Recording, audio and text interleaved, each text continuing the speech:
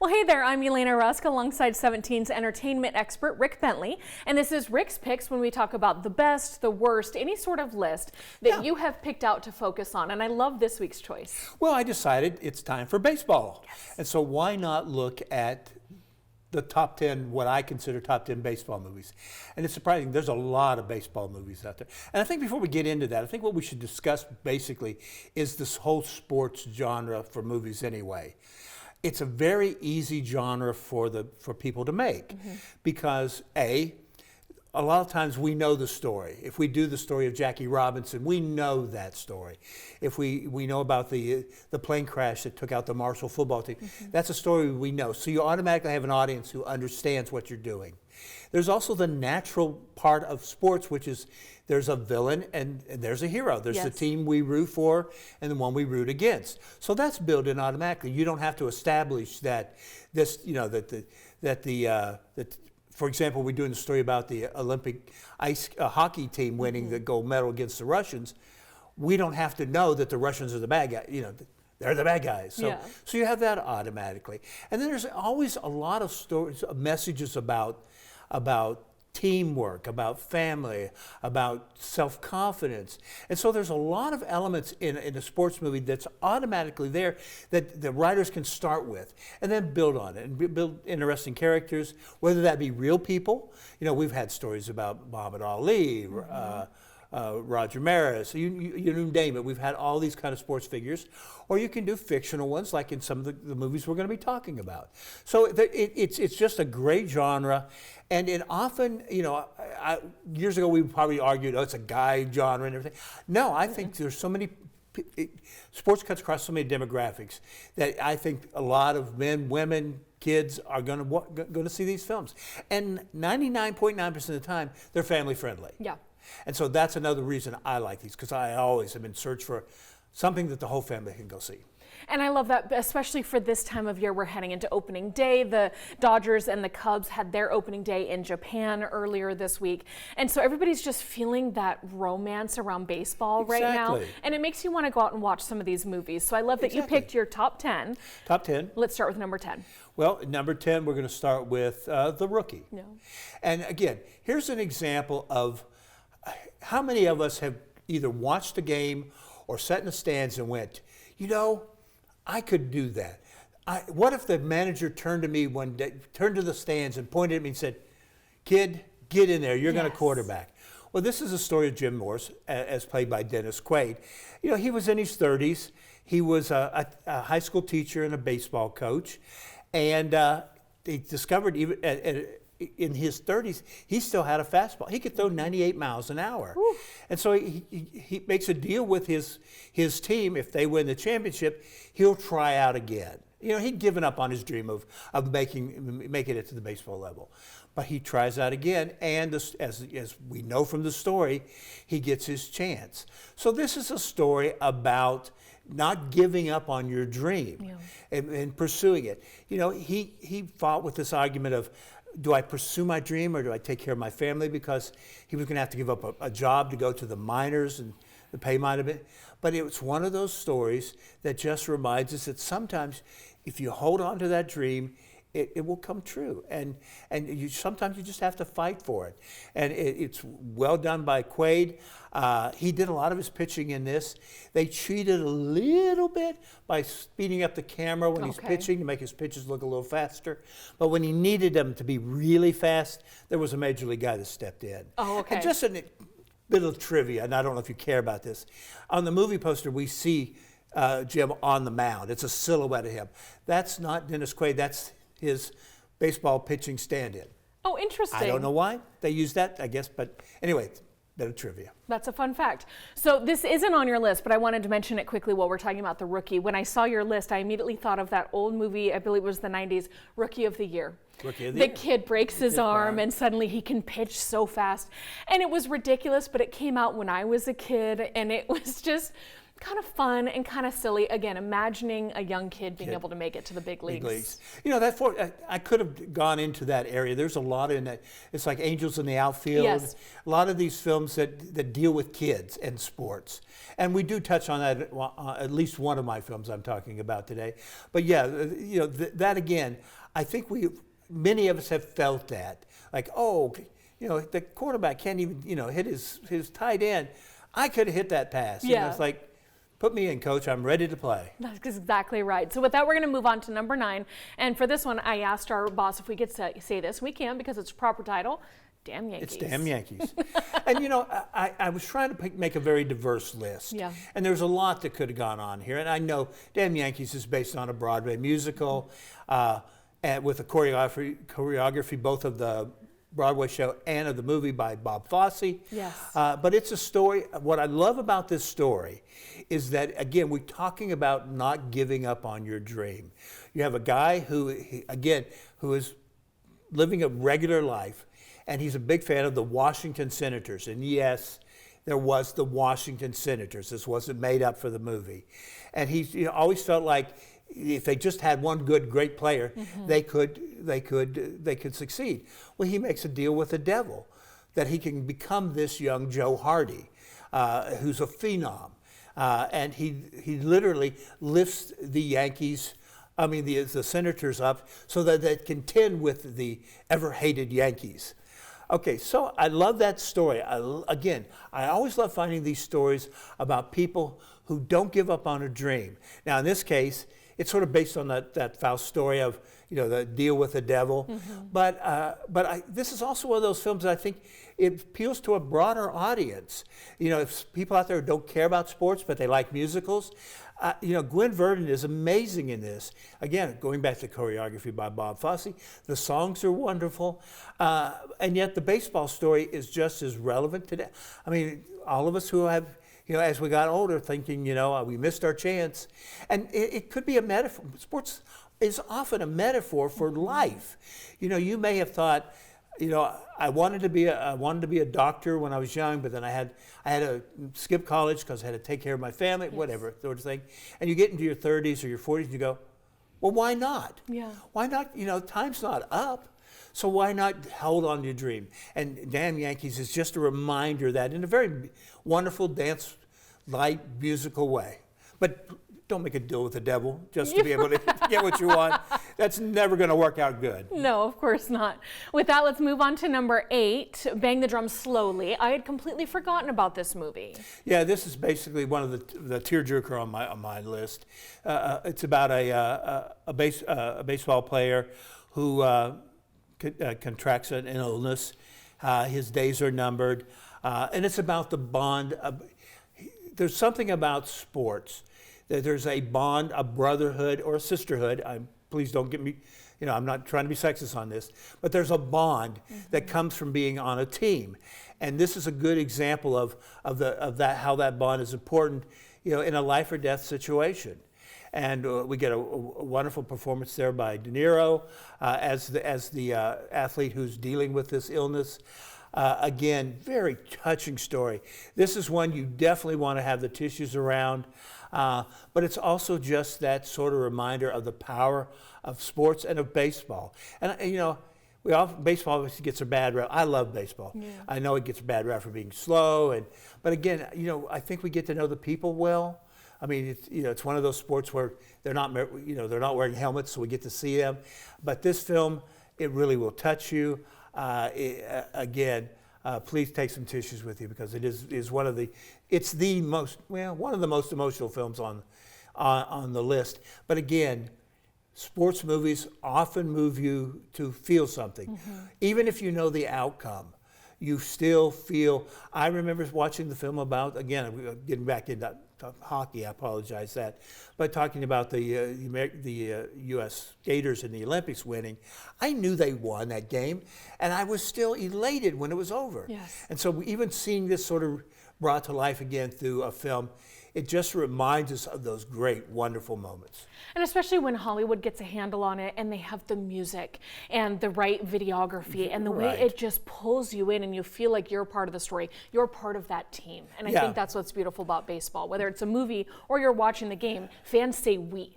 Right. This is my team, our game. And I love that. Yeah, no, I think of all the sports. I think, that sports is really with Little League and Pony Leagues and everything like that. So many people had actually played it at some level that they can understand that concept of how important the family of sports is. Yeah.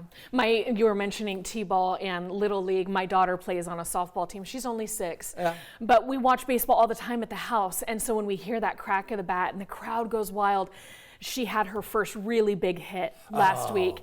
And so when I heard the crack of the bat, it just, because it's my baby, it just made it so much better. And then she said, that felt so good. And I know that's going to resonate with her the rest of her life. So when she's watching these movies someday, decades from now, she's going to go, I know that feeling. I know that, I know what it is to get out there, face your fears. Yes.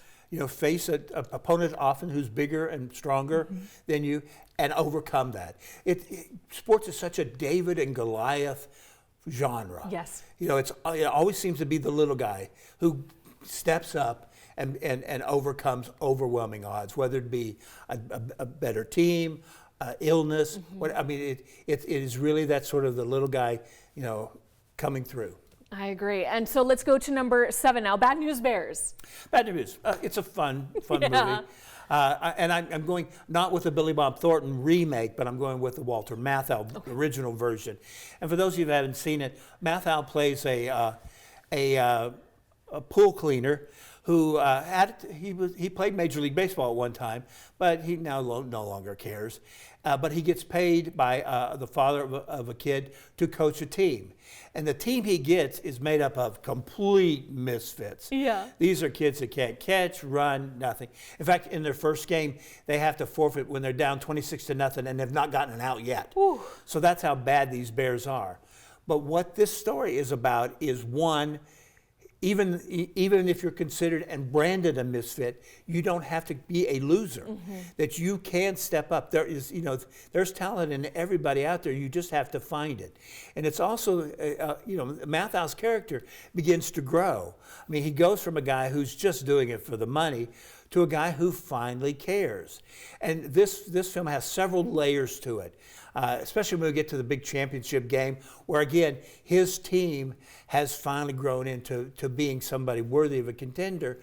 But the way that final game ends, and I don't want to ruin it, I wish people would go find it. It's a beautiful moment in sports. It's one of those about sportsmanship that reminds us, at the end of the day, we all love to win and lose. But it's not always about that. It's about the game. It's about the teamwork. It's about being part of a group and about respecting each other. And it's got an interesting cast. You've got these young players who, and the film spawned 2 movies and a TV series, none of which were as good as the original. And the Billy Bob Thornton one is okay, but go get the original Matthau is one of those actors who, if you're young, you've not seen his work, he's worth checking out, especially in this. He's very good in this. I was going to say, is it Grumpy Old Men was my generation's version of Walter Matthau. And so seeing him with his dark hair and his defeated shoulders, it's just, you can't even hear that clip, but you can see how great his acting is. And you want to follow that story. Yeah. And he's great with the kids. And, these kids are spunky. Yeah. And so, it's again, another great story of a huge David and Goliath story. I just love that. Okay, so number 6, Bull Durham. Bull Durham. Not Bill Durham. Not Bill Bull Durham. Durham. Bill Durham is a whole different story. Bull Durham is the Kevin Costner film about a man who has spent his life in the minor leagues. And, we all can relate to that feeling of, I've always wanted to be, get that promotion. I wanted to be at this level of my job and never got that point. And instead of giving up and saying, well, I'm never going to reach that level, he ended up deciding, I'm going to be the best at what I can. And then by the end of the movie, he becomes the biggest home run hitter in the minor leagues. Now, what does that mean?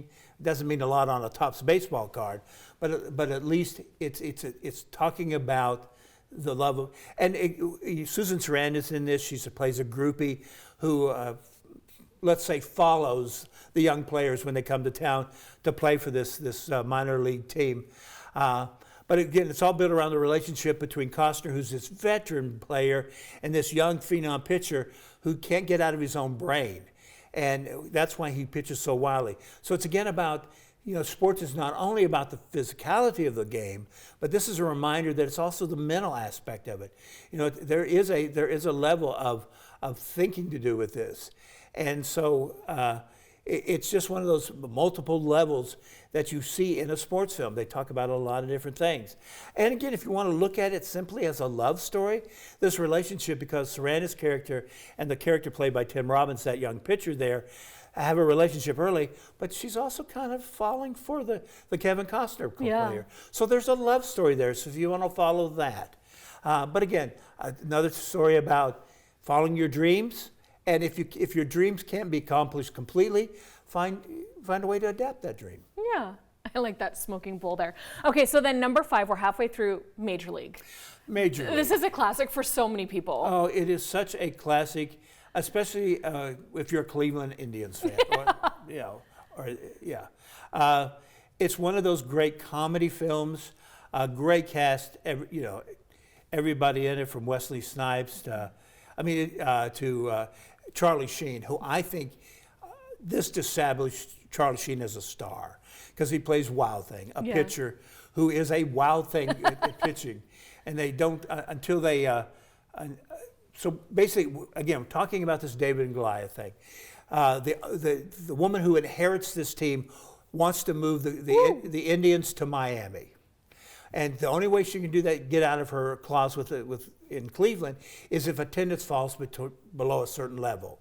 So what does she do? She fires all the veterans on the team. They bring in players who are either past their prime or are troubled, and put together as bad a team as they could. Again, this is pointing out that you may be seen in one way, but if you rise up and work as a team, you can accomplish things. And they do become winners. Yeah. I think the very interesting thing, there are 2 endings to this movie. When we see the ending that we see in the theater, we saw in the theaters, we see on DVD now, everything, is that the Indians accomplish what they want to, and they foil the plot by the new owner, okay? There was also an ending before that had a conversation with that owner saying, I never planned to move the team to Miami. I made that whole story up to motivate the team to play better. Okay. They tested this in many markets, and everybody liked the fact that she was the villain. Yeah. So they cut it so that it ends with her looking like the villain of the piece. But there's an alternate ending out there where she's not as bad as we see in the film. But again, just a great movie. I love when they play the music Wild Thing when Charlie Sheen comes in. Yeah. It's just, again, another fun. It's a fun movie.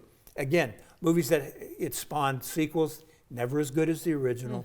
So I would search out the original Major League. I agree. It's my husband. You know how you have those movies, kind of the comfort movies that you always go back to? Yeah. This one's on my husband's list for that. This just is one of enjoys those, it. it's weird if I'm flipping through channels and it's on, I go, oh, I'll wait through, the next Wild Thing. Oh, wait, now I'm waiting.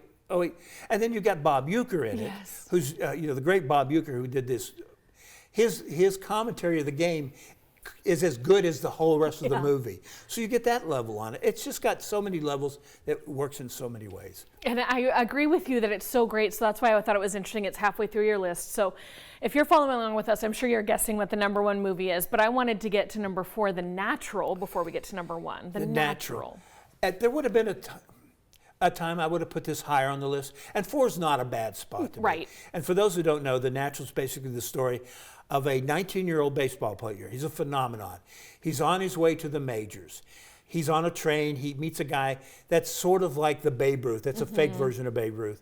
And he tells him, I can strike out in 3 pitches. And he does. But there's a mysterious woman on the train. And when he finally gets to the team, she asks him, says, can you be as great as you say? And he goes, yes. She shoots him in the stomach. Oh. Then we fast forward years later, and we get we get the same character in his 30s trying out again for baseball. He's coming back. And so, again, this is a story of a guy whose dream was stopped by that gunshot, but come back years later. And he's basically told, you're too old, you can't do it. And yet he can still, he literally in this movie rips the hide off the baseball. Cool. I mean, that's how good he is. The only reason and this film has what I consider one of the great visual moments in baseball history. When he hits a big home run, I'm not going to say which one it is, he hits it into the lights, and the lights explode. And so the whole lighting in this is the sparks are coming down from the lights. As he rounds the bases, we go through light, and it's one of those classic visual moments that you just think, how does a director think of this? But again, it's also about holding on to your past, because he carved a bat out of a piece of a tree that had been hit by a lightning bolt. And yet, in the big game, something happens, and he has to go to a different bat. The only small flaw I have with this is that Redford plays the character when he gets older. The character's in his 30s. Redford was 48 when he made this. Okay. And you can tell by the age spots on his hands, he's a little too old for this character. But the story is so good. Yeah. I can get past that. I just wish they, maybe had gone with somebody that was closer to that 30s age. Going back to the rookie, he was 10 years older than the character he was playing, but it was not as obvious. Yeah. In this one it is. But still, the natural, it's based on a book, so if you're a person who doesn't go to the movies, you can read the book. But it's a great, great baseball movie. Again, about coming back to your dream and accomplishing. And it's also about, there's a kind of a secondary, a third-degree love story in it. Yeah. So there's so much to it. So The Natural is just one of the great movies. It's fantastic. So with that, I'm very excited for number 3. This is my favorite baseball movie. As a woman, I'm sure many of you agree. A League of Their Own. League of Their Own, again. And recently we did a thing about the Tom Hanks best and worst. And I think the line with Tom Hanks, there's no crying in baseball. It's one of the best lines ever. And how many times have we used that? Yes. There's no crying in TV. Yeah. There's no crying in, And so, but again, this is a story of during the World War II when so many men were gone off to war, that to keep sort of baseball alive in America, they formed female leagues.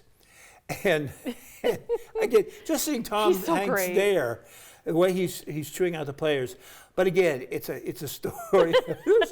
Again, it is one of those great films, and there's so many little small moments in it. What's great about this, we get to learn about all the players. There are 2 sisters in here that end up being separated, but there's still that love between them. It is just a film. It's got Madonna's first role in this. She did so great. She is so great in that. Rosie O'Donnell's in it. She's so funny in it. It's just a wonderful baseball movie about a piece of real history. And so it's nice to be reminded that these leagues were out there at that time. It's just, again, one of those films, if I come upon it, I will stop. It is just everything from Hanks to the gay, and even the stories about all the women players. Yes. They're personal stories. We have a tragedy with one of them that breaks your heart. So it always makes me cry. Oh, it does. Again. But this is just one of those films that reminds you how great baseball movies can be. It's just fantastic. I love, like you said, the history of this. This really happened. They did glorify it a bit because it's Hollywood. But the music and the montages and talking about how the women had to alter their uniforms because they were women, and they're like, just let us play ball. Yeah. There's so many different layers to this movie that are fantastic beginning to end. Yeah, I always love the fact that they're making them wear skirts. Yeah. And then she has the big bruise on her side from having to slide in a skirt. Exactly. It's not, but again, at that time, they were trying to lure in men. Yes. And so that's what they were using. Yeah. Oh, such a great movie. So we have 5 minutes left. We have to go to number 2. And for this, you chose Pride of the Yankees. Pride of the Yankees is the film to me that really is probably the closest to being baseball on film. I mean, this is the story of Lou Gehrig, his tragic story, his incredible member of the New York Yankees, who ended up with a disease that they ended up naming after him. It's one of those films that sticks to a lot of the baseball on it. There's even some of the real baseball players in the film. If you watch closely, you'll see Babe Ruth in this movie. Cool. But we all know that speech from this movie where Gehrig is saying, he knows he has this disease that's taking him away from a game that he is passionate about. And yet, at that moment, he's able to say, today I feel like the luckiest man on the face of the earth. I get chills when I say that, because it is one of those things, if nothing else, a baseball book should remind us is that if we get to live any part of our dream, and if it has to come to an end, you still got to feel lucky that you had that chance. Yes. And that's what this does. And he plays this role with such dignity and such strength, and yet it breaks your heart just watching him walk out for the field for the last time. And the way the sun cascaded up him. I mean, it's so cinematically beautiful and so moving. And Gary Cooper is he is the everyman actor. Yes. He, for those of you who only know Tom Hanks as your every guy, Gary Cooper was the guy. And he was the guy that just felt like, that's my neighbor. Yeah. And so just to have that everyday guy, I mean, these moments like this is baseball history. It is just amazing. But again, I just think it captures baseball as purely as a movie can, because we still have to have that part that draws a movie audience. But it is also just inspirational. Yeah. And that's what this kind of film should be. I agree. So with that, number one, like I said, I assume so many of you have already guessed it, because I feel like this is the movie everybody on the internet says is every man's favorite movie, Field of Dreams. Yeah, it's a movie that goes beyond sports.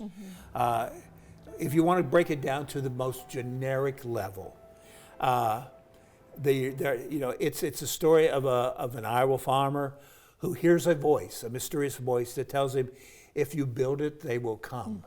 And of course, he doesn't know what that means. Eventually, he realizes he builds a baseball field, and players from the past come and play. And so Which is such a weird concept when you're pitching it to the Hollywood producers. Yeah, I can They're imagine like ghost baseball players, and it works so well. But it works so well. And so just that alone, the whole baseball angle of it, of these, it's so interesting to look at this field now, because it was it was made for the movie. In fact, it was so bad because they were filming in Iowa, and it was so dry that year that they had to actually overwater the corn to get it high enough for them to be able to walk out through. So you couldn't see them walking out. Although they did that, and they needed a scene where Costner's walking through it so you can see him. And so they had to build these wood platforms to walk on. So there's a lot of interesting stories in it. But it's got James Earl Jones in it. Probably the most interesting character is Ray Liotta, who's playing one of the players who Ray Liotta knew nothing about baseball. Interesting. And so they spent months with him teaching him how to throw the ball, and he needed to play a character he batted left and threw right. He was more comfortable throwing left and batting right, but he had to learn. But for me, and again, maybe I'm being very personal on this, there's a moment at this end of the movie where the players have left the field and one guy's sort of hanging around, and Costner's character realizes it's his dad. Yes. And I get emotional just thinking about this movie. We all get emotional with because that movie. It's that sort of thing about parents and their children, about that time together, and how many of us who've lost parents would give anything for anything to see my dad. Just a couple more moments to be together, or to share a catch. Yeah, and so this film just touched again. I saw this decades ago, and to this day, even just talking about that scene just captures my heart. And so, what more powerful thing can you say about a movie is that it resonates with you years after it's been in the theaters. This is it's a great baseball movie, but it's really more about life, about teamwork, about loving each other, about connections. It has everything going for it. And if they make it, we will come, and we did come see it.